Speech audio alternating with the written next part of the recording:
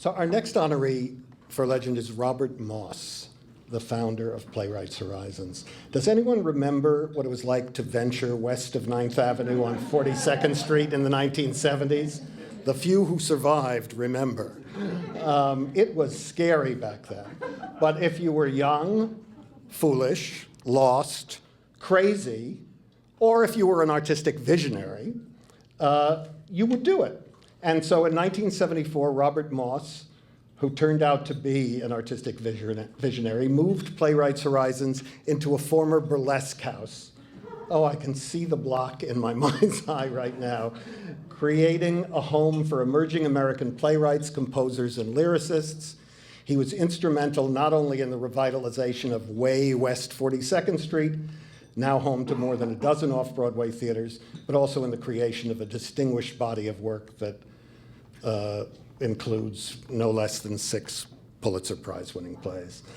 Bob could not be here. He's in tech with Fiorello in the Berkshires today, rather a different mise-en-scene. And he asked his close friend and collaborator, Philip Himberg, to come here today to accept the award. Philip is the artistic director of the Sundance Institute theater program, which develops new work for the stage. You may be familiar with some of the work they developed. It includes Fun Home, Grey Gardens, Passing Strange, Spring Awakening, I Am My Own Wife, and A Gentleman's Guide to Love and Murder. He's a former president of the TCG Board of Trustees. He's taught at Yale Law School, Yale School of Drama. His mother wanted him to teach at Yale Law School, but he took the road less traveled. Yale School of Drama and NYU, and has served on the Tony nominating committee. But back in 1974, fresh out of Oberlin College, Philip met Robert Moss, and along with Bob and Andre Bishop, they ran Playwrights Horizons for 4 years and made way West 42nd Street the place to go for exciting, innovative theater. Here to accept the award on behalf of the legendary Bob Moss, and he can tell us what it was like back in the day. Please help me welcome Philip Himberg. Will you take a picture with me? Okay.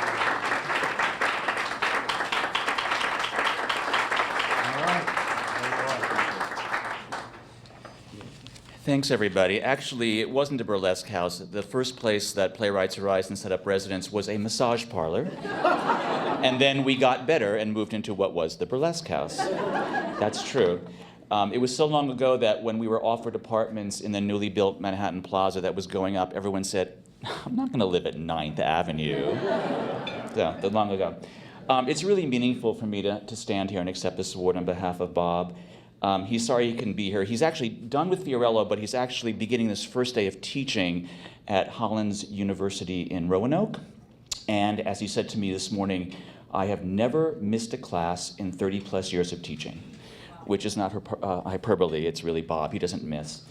I had met Bob in 1975 when I was fresh out of college and looking for work in the theater. And with Bob, it wasn't just that I found a job, I found a true mentor and a true lifetime friend.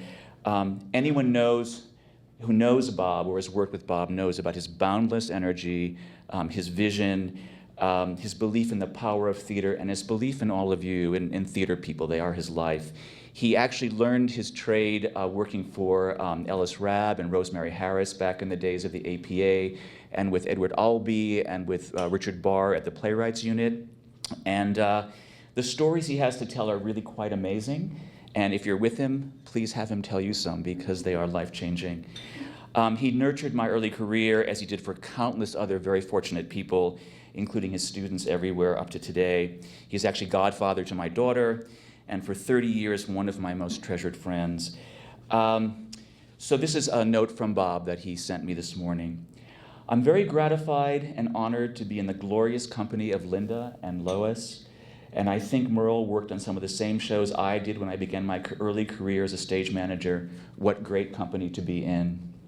Certainly anything and everything I did was accomplished in cahoots with an army of other people. I didn't do anything alone, excepting In the first couple of years of Playwrights Horizons, while it was still ensconced in the West Side YWCA, I was alone. But from the moment we set foot on 42nd Street, in that awful, tawdry, rat-infested hooker haven between 9th Avenue and Dyer, I was not alone.